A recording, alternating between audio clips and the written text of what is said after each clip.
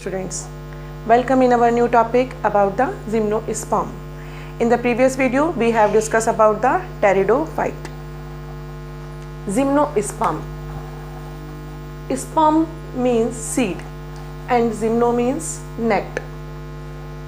वो बीज जिनके ऊपर कवरिंग ना हो, naked seed plant is known as the gymnosperm plant. Gymnosperm plant को खोजने वाले साइंटिस्ट का नाम था Theophrastus. Theophrastus give the next seed plant name gymnosperm. आप लोगों ने चने को देखा होगा, उसके ऊपर कवरिंग होती है. इन प्लांट्स में क्या होता है, इनके ओव्यूल्स के ऊपर कवरिंग नहीं होती है. पहाड़ों पर अगर आप गए होंगे तो आपने बहुत लंबे लंबे पेड़ पाइनस देखे होंगे, चीड़ जिसको बोला जाता है, और इनके जो ओव्यूल्स होते हैं वो लकड़ी के इस तरह के बने हुए होते हैं. ऑर्नामेंटल्स के लिए सजावटी सामानों में ये बिकते हैं बाजार में ओव्यूल्स. इनके ऊपर कोई कवरिंग नहीं होती, यानी plant in which ovule are not enclosed by any ovary wall is known as the gymnosperm. This is the small group of seed plant in which ovule are not enclosed by any ovary wall. There is the 900 living species found in the gymnosperm and there is 70 genera. It's originated in 265 million years ago in the Mesozoic era, which is present in the Jurassic period. Jurassic period आप जानते ही होंगे, जिस समय dinosaurs हुआ करते थे, उस समय इनका ओरिजिनेशन हुआ है. हैबिटेट कैसा है, कैसा इनका रहवास है? Mostly in the colder part of the northern hemisphere. अधिकतर कोल्डर रीजन में ये प्लांट्स पाए जाते हैं. Form extensive forest.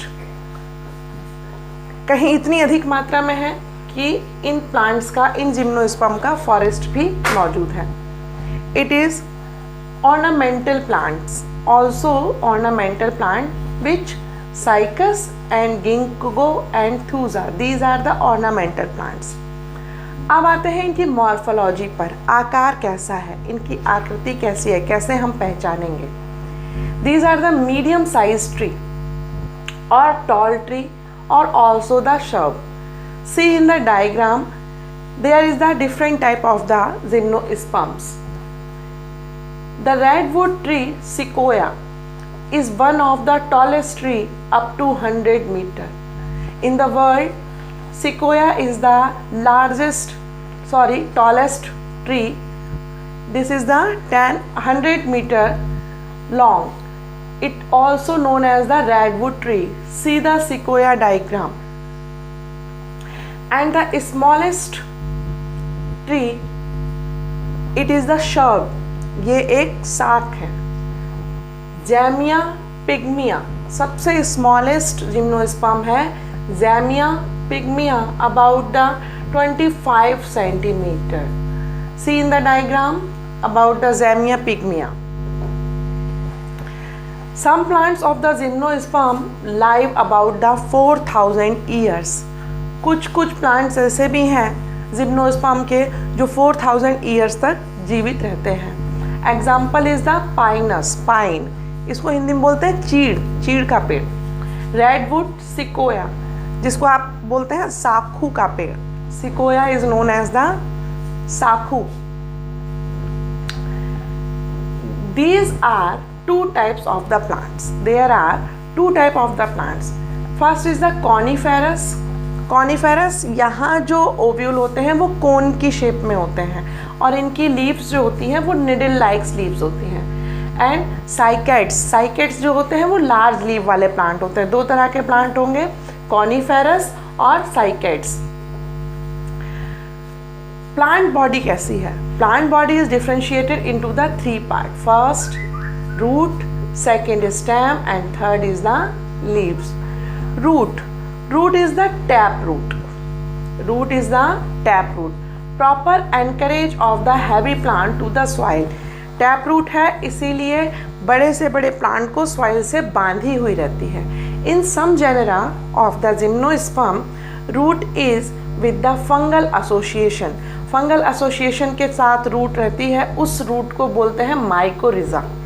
जहाँ पर रूट फंगल एसोसिएशन में रहती है, it is known as the mycorrhiza root, and example of the mycorrhiza root is the Pinus. In some Cycas root is small and called corallide root।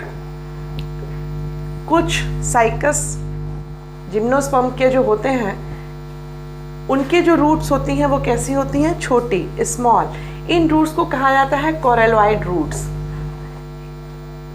Which root are associated with the fungal known as the mycorrhiza, which root is the small is known as the coralloid root, and these roots are associated with the nitrogen for the fixing of the nitrogen with the help of cyanobacteria। cyanobacteria की मदद से coralloid root nitrogen fixation का काम करती हैं plants के लिए। अब आते हैं इसके स्टेम पर। स्टेम आर द ब्रांच्ड, टहनियों वाले होते हैं। कौन कौन से प्लांट हैं, पाइनस और सिट्रस। अनब्रांच कौन सा है, साइकस। लीव्स कैसी है, लीव्स है सिंपल और कंपाउंड। इन द साइकस पिनट leave persist for few years. Cycas में जो पत्तियां होती हैं वो कई सालों तक रह सकती हैं।